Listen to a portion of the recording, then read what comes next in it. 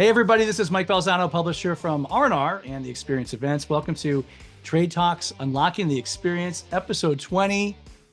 I say this every week, but man, do we have a guest for you this week. He's a guy who epitomizes what this show is all about. He is an entertainer, a keynote speaker, a proud son of Los Angeles, an accomplished writer, scuba diving fanatic, a seasoned traveler, a cinematography buff, a business owner. And this is where it gets to where everybody knows who he is. He's a musician, he is an advocate, and he is an attorney. In fact, he is the restoration attorney. I'm so proud to welcome Mr. Ed Cross to the show. How you doing, Edward? Thank you so much, Mike. Doing great. Just finished hosting the United Water Restoration Group, the whole network at my house until the wee hours of the morning this morning. And they gave me these really cool United Water Restoration sunglasses. This is part of their official swag that I'm wearing this morning. And we are in recovery mode. We had a big time this week. Those guys really know how to have fun. I bet. And I noticed it's aqua colored glasses for the water. Is that what intentionally? Yeah. I'm guessing? Oh, yeah. It's got the logo here. And, I said, hey, somebody left their glasses here. They're like, no, that's for you. That's our swag, man. That's your present for hosting this party. Thanks. Yeah, right. You demolished my backyard and all I get is a pair of lousy sunglasses here. Listen, I appreciate it, especially after a big party, coming out to say hello. This is great. You've done so much for the industry, and you've done so much for the associations and everything. And your story is just a cool one.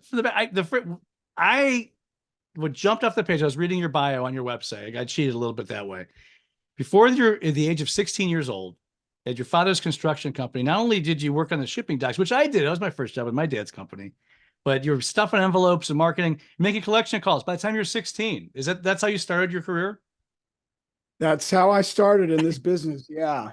And we did loading dock equipment for warehouses, industrial facilities, that sort of thing. I learned about all sorts of different trades.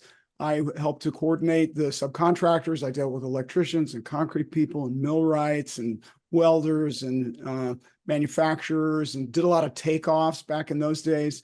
We had to go out to the general contractor's office, and my dad showed me how to read blueprints and all that stuff. He was a general engineering contractor. I see. So he had to get this license, to put in this equipment. He's like, with this license, I could build suspension bridges. He never did, but he was really as much engineer as he was contractor. That's cool, though. I mean, it's just, and that adds another layer to it, the fact that he was an engineer too, because we all know about engineers. They're very bright people. They're very analytical, obviously, and think your way through things. That's in a whole new layer. But now we're going to get to you became an attorney, and that was a whole section in between that we're going to talk about, that I really want to talk about. But at some point you decide, hey, I'm going to become an attorney. And what made you get specialized in the restoration industry? I guess I was curious about.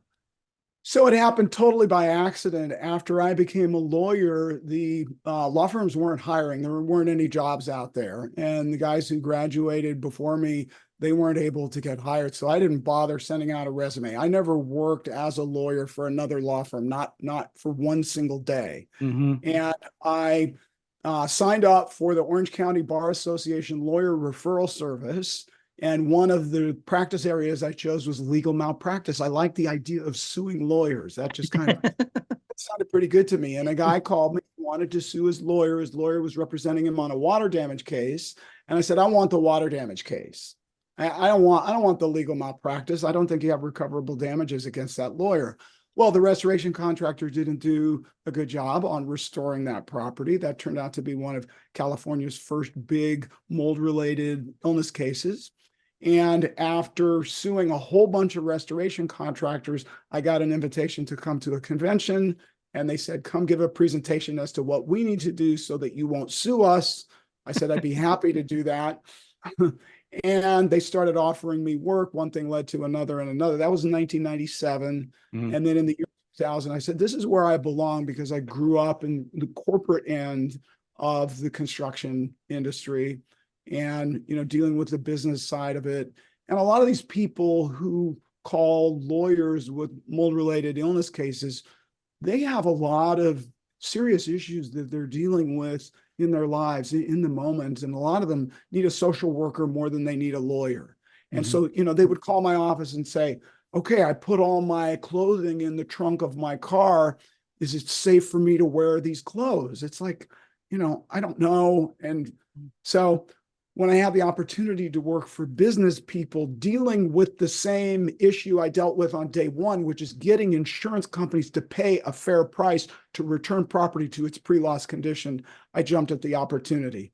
And thanks to my beloved friend and consigliere, Pete Consigli, he referred a bunch of stores to me. And next thing you know, I've represented hundreds of them. And since the year 2000, we've dedicated our practice exclusively to the representation of restoration contractors. That's all we do. Yeah, and you never look back. It's really impressive that, first of all, I love that association sent you that letter. And I beg people in all facets of life, if you want to learn how to do something, ask the people who've done it, or successful, or this. Look, this guy is doing very well. He could help us know what not to do. I love that. There's the beauty of that and the simplicity. And look at what it did for you then. You haven't looked back. That's great. Now, what everybody wants to know about, always, I'm sure, you may be sick of talking about this. I hope not. Between working for your dad's company and becoming an attorney, you did something else for a long time. That's what everybody loves. And you were a musician for a long time. Do you want to go to any great stories about, you're a percussionist, did some singing. A lot of bands I've known you performed with, my guy my age runs them all. Any great backing stories you want to share with us? Well, yeah, a lot of them aren't ready for prime time, though. Fair enough. But, to call me a percussionist, I think is a little bit generous. I'm glad you noticed that. I didn't say drummer. You're a percussionist. Yeah. I played bone-crushing, crash and burn rock and roll drums in the style of Phil Rudd of AC/DC. I was good at one particular style, and I was kind of a one-trick pony. And I was very fortunate to open up Music Connection magazine when I was living in Burbank, California back in 1989, and see a little ad in there that says Autograph now auditioning drummers, because the style of drumming for Autograph was that AC/DC style drumming. It's a simple, straightforward, pounding kind of hard rock drumming. And they auditioned 100 drummers and ended up with me. Not because of talent, but the manager of the band, Bill Aucoin, who had managed Kiss for their first dozen years they were together, said one of the reasons that I got the gig was because I had a rock and roll spirit. And Autograph was one of the hardest partying bands in the business. They were kind of notorious. They toured with Motley Crue and Aerosmith and Van Halen and Dio and all that. And I was like a kid in a candy store. They'd been around. They were a lot older than I was. And next thing you know, we're getting a police escort through Lansing, Michigan, and we're on TV interviews and doing in-store autograph signing sessions. And it was really amazing. I was very fortunate to join a band that was already famous. My bandmates were famous. I was never famous as a musician, but I was in a famous band. If you are traveling with Motley Crue and you're known as the party band, that's dangerous. That's saying something. Yeah. Right? Yeah, no kidding, man. So I got off of the Autograph tour and we did some recording. I played on Autograph's fourth CD called Missing Pieces. I'm on 5 tracks on there, singing and playing drums. And then I got a call from Alice Cooper's manager. Said, how would you like to audition for Alice Cooper? I'm like, are you kidding me? I love Alice Cooper. And so I had the extreme privilege of spending an afternoon jamming in a little space that looked like a garage with Alice Cooper. And, I just gotten off tour with Autograph. I was on top of my chops. I was a lean, mean rock and roll machine when I went into that audition. I thought, this is the next step in my career. I'm going to go in there and I'm going to crush it. And there was a studio musician who'd left drums there for the auditions. And, I went in there to take no prisoners. I just crushed that drum set. And after we were done, Alice looks at me and he says, did you break that guy's snare drum? And I said, well, this isn't a jazz band. This is a jazz band. He should have left it if he didn't want somebody to play with it. Good. Yeah, and he laughed and he made some joke about Mantovani or something. I didn't, yeah, that was cool. I made Alice Cooper laugh. And so then I went home and I stared at the phone for 2 weeks waiting for it to ring. Yeah. And he hired Eric Singer, who's a much better choice. Yeah. Eric Singer could drum circles around Eddie Cross.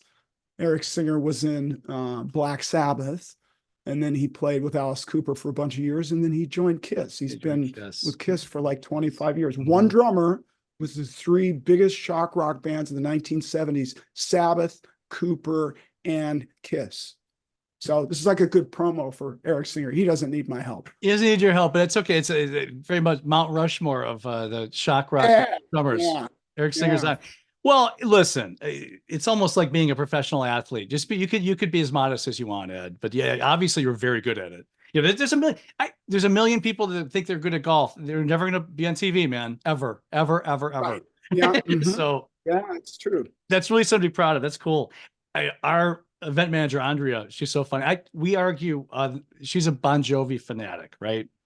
Okay. And we argue whether that's a hair metal band or not. She's like, she likes them a lot more than I do. I don't hate them, but I mean, I said, I'm talking to Ed tomorrow. He's Poison, Rat, Quiet Riot. That might be right. She's, do you think he knows John? I go, I'll ask him if he knows John. I'll when we stop recording. So I was not a huge Bon Jovi fan, but I got an opportunity to go see him play in Irvine on the Slippery When Wet tour. Yeah. He was on top of his game, on top of the world. And I love that show. I get chills right now just thinking about it. My expectations were pretty low, and he came out there and it was really exciting. Phenomenal performance. So very good. Very good. I urge everybody, if you ever get an opportunity to go see a live performance of an artist who's on top of their game, whether it's your genre or not, go. I was not a big Bruce Springsteen fan by a long shot. My cousin said, hey, come to the LA Coliseum, Born in the USA tour. Yep. 5 million people there. I love that show. And now I like Bruce Springsteen. People have their little silos usually, especially musically. I grew up, I was an alternative alt rock guy, and we're the snootiest of them all. No, I know music, but obviously, because no one's heard of my band, right? But I'm making fun of myself. But if you can go outside of your shell and see some bands you like, you open it up. Right. It's wonderful. Do you have a favorite? Do you have a favorite band by any chance you want to share? Absolutely, Van Halen all day long. I got to ask you the question though: all the way, or is there a specific era? You know what I'm getting at? David Lee all the way. Yeah, boy. Now, what they did with Hagar was fantastic. It was a completely different band, right? With a different set of goals. It was about, the music and creating this gorgeous sounding stuff. And, Sammy Hagar is obviously a very versatile singer, but I'm into rock and roll for a different reason. It's for the spirit of it, the feelings of it. I greatly admire everything Sammy did with them and saw a bunch of their concerts. But in terms of having a rock and roll night out on the town, going to see David Lee play with Van Halen, there was nothing like it. I saw him 20 times. Seriously? Oh, well, yeah. They probably played a lot out in California. They're stomping grounds, right? So, yeah, but, they would come to town for a bunch of tours in a row, and they would play 3 nights in a row in LA, and I would go all 3 nights every single time. And then David Lee went solo, and I saw him play everywhere from San Diego to Las Vegas to San Francisco to Milwaukee, all over the place. If he was playing, I was in town, I was there. Very good. And yeah, they sold millions of records with Sammy. I like Sammy Hagar too. He seems like a great guy. But no, really Dave, something about that Dave era was crazy. It was a lot of fun. Yeah, it's like the Rolling Stones. So, is Mick Jagger the greatest vocalist in history? Nobody's ever accused him of that. He wasn't trying to be Freddie Mercury, but nobody's cooler than Jagger. Steven Tyler, David Lee Roth. These are the kinds of the performers that really, really get me excited. Very good. I saw a short video on a podcast you did about 4 years ago. And you showed your final drumming performance. and you destroyed the drums. It was fantastic. I can see it absolutely fits into your role. And you know what? And to veer this back in, I could talk about this for 7 hours, but the passion you show for that is, there's my segue. You show also in your day job now and what you're doing with everything. And every time I see you speak or people hear you speak, you can tell you're not just going through the motions. You're passionate about what you're trying to do. And that led you to something else coming up. And you had a very prominent role with RIA now, very prominent, and that you've been a part of it for a long time. Now, you mentioned Mr. Consigli before. I'm sure he was influential in getting you involved in that. But what is the overall scope of what your role is now with the association? So it's broad. I'm involved in a lot of different things, but primarily my role as restoration advocate is to campaign for the positions taken by the association. Mm-hmm. And we deal with issues with generic pricing like Xactimate and Symbility. Mm-hmm. We deal a lot with third-party administrators, the Contractor Connections and the Alacrities of the world. We deal quite a bit with third-party consultants, like J.S. Held and Wardlaw, these types of outfits, and trying to level the playing field for restorers. And now, under the excellent leadership of Matt Preston of ServPro, we now have a legislative task force where we're monitoring legislation that goes on across the country. A lot of times these laws get passed without the voice of the restorer ever being heard. And here in the state of California, like in the state of Hawaii and other places, you have to give a fixed price for a restoration project, even if it's an emergency. And one of the reasons for that is when the legislatures were considering these bills, there was nobody there to speak for restorers and say, wait a second, it's really hard for us to come up with a fixed price for emergency service. We need to start extracting water. And so the argument I use is that expecting emergency service contractors to quote a fixed price at the beginning of a job is like expecting an ambulance to obey the speed limit. It shouldn't be applicable, but I don't make the rules, so we've got to figure out a way to live within them.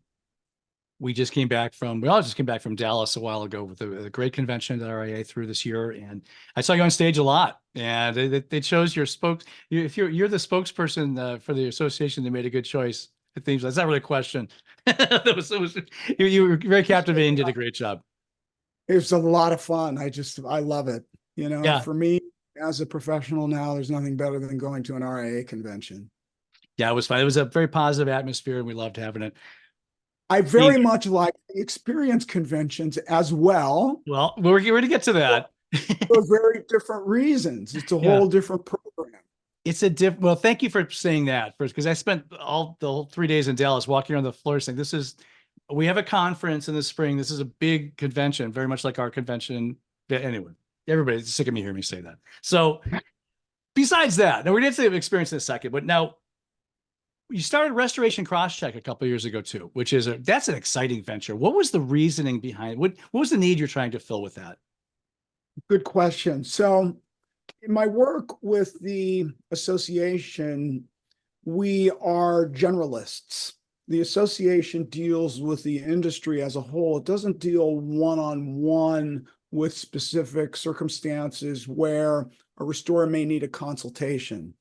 So we're dealing with these business issues. And as that became more visible, I started to get more and more calls about business issues. People weren't calling me as much to ask me what the law was. It's like, what's the strategy for dealing with an adjuster on this? How should I handle this TPA who's trying to do that? And what I would do is I would parrot to them the information that I got from my members, from the gurus that I turn to who have trained me.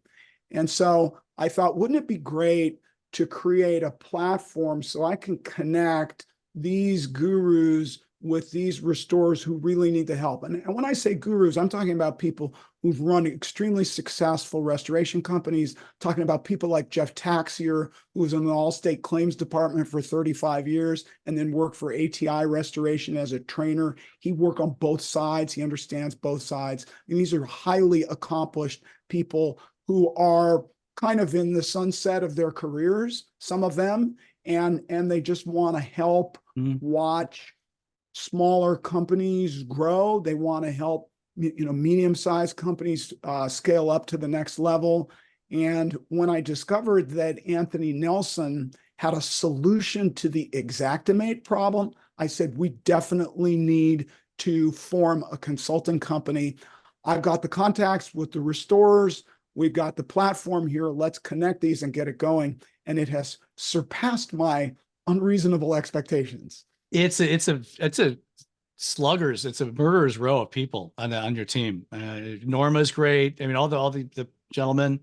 It's impressive. And I remember I just started with R&R when you started that. So I said, okay, well, we're going to advertise and they're going to advertise and do this, but I need to learn more about this because you're doing new things all the time. And it's exciting. So that's congratulations on that too. That's been a home run. Thank you. Thank you. And so now these people get the opportunity to get this information, not filtered through me in the telephone game, Right. but I connect them so they get it straight from the horse's mouth at an hourly rate that's much lower than a lawyer's rate. And so we need to think at scale, and we need to deal with the pervasive problem we have in the industry, which is implementation. People go to the experience convention or RIA convention and they get these tools, but so many are not implementing them. We've got to come up with a solution to the implementation problem. We're working very hard on that. Very good. And you're exactly right. We always talk about that. We can only do so much. At some point, people need to step out and actually close it for themselves. So I Pull the love to hear you trigger. say that. Great. Right. You can hear Mr. Cross talk at the Experience September 4th through the 6th in Caesars Forum in Las Vegas. We've been there the last couple of years, back there again this year. And not only is he going to speak as he does every year, he's going to do something else he does almost every year. You want to share that with us the day before the event, please?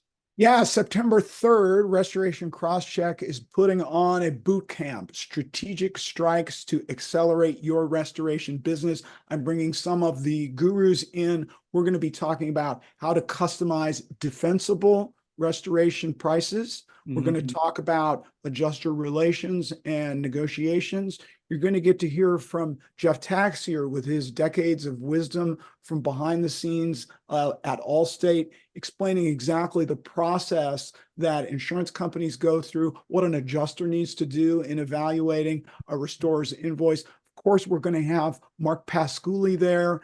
More and more people are getting to know Mark. He's a phenomenal addition to the team. We just announced in Dallas that he is now officially a senior associate with my law firm. Excited about that. Mark is a 20-year restoration contractor who built a very successful company and sold it to private equity. In addition to being a restorer and a lawyer, he's also a CPA. And so he's got a lot to share, particularly on the operations side, the money management, estimating, custom pricing, and all that stuff. And what we're really doing in these boot camps now is focusing in on the AR piece. All right, let's get the money collected. It's one of the biggest problems that the industry is facing. And if we get the pricing right and we implement good, consistent, methodical procedures, SOPs for collections, and then we understand how to speak the language of an adjuster, we develop some inexpensive ways of giving adjusters what they want. We want to make the adjuster's job easier. We don't want to start a war. Wars are usually not healthy.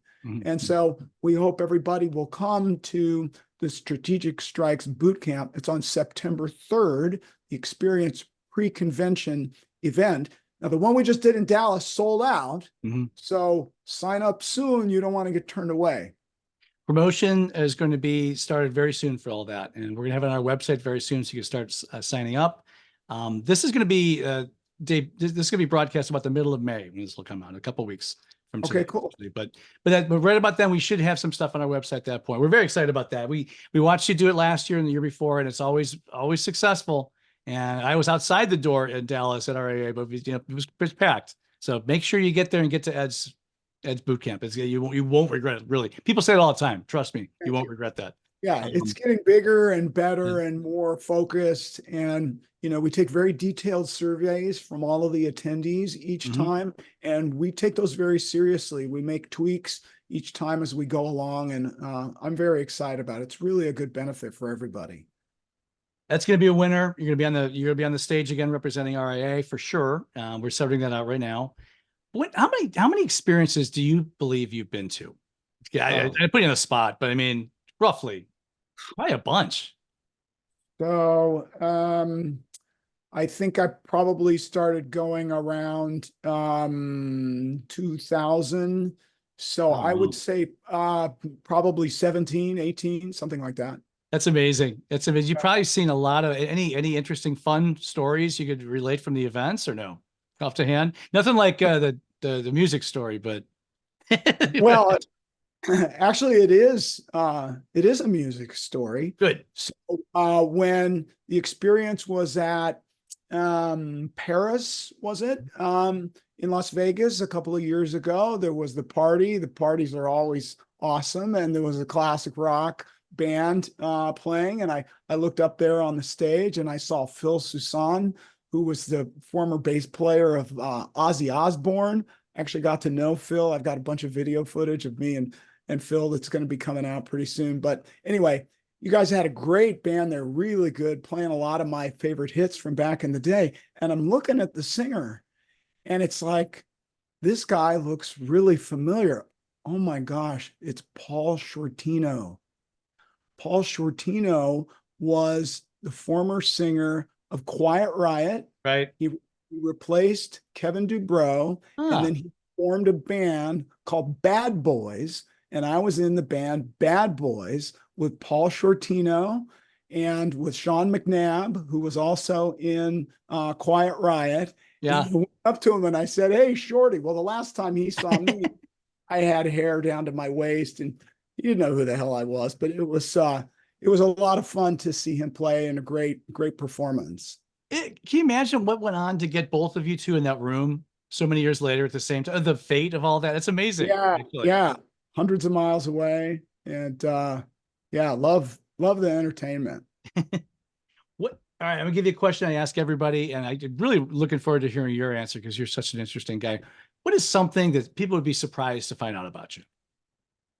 Well, you know, maybe not such a big surprise after the discussion that we've had here today, but I really consider myself to be a musician first Hmm. and a lawyer second. You know, if my music career had really taken off, I wouldn't have cut my hair and moved to Orange County to, go to law school. You Right. know, I had to get away from LA and Hollywood and the clubs and the bars and the girls and that whole scene, and, cut off all my hair. And I'm in this little apartment in Fullerton, California. It was kind of like being in a witness protection program. And but in my soul, first and foremost is rock and roll, man. And this It, has kind of given me an avenue to, tap into some of that, it, which has been fun. I feel, and again, I mentioned this a few minutes ago, but I feel like that pervades through your personality and your attorney career. Actually, you definitely have an edge to you and a rock and roll attitude. And you can see now after being doing this for a couple of years, I could see it, which is good. There you go. Please end us with that. There we go. And with that, you know what? That's enough. We're good. You want to go past the close. My sales managers always used to tell me it's time to move on. This has been a great interview. I Leave them want wanting more. My mama always said. Make plans to attend the Experience Convention September 4th to the 6th at Caesars Forum in fabulous Las Vegas, Nevada. Register online through our website, rnrmagonline.com. You can find this and all R&R videos and podcasts on YouTube, Apple, and Spotify. Follow us if you haven't already, and feel free to leave a quick review. And also, please follow us on Facebook, LinkedIn, and Twitter. Very special thank you to our guest, the one and only restoration attorney, Mr. Ed Cross. This is Trade Talks, Unlocking the Experience. Thanks for joining us, everybody. We'll see you next week. Thanks, Thanks, Ed. Mike. Bye, everybody.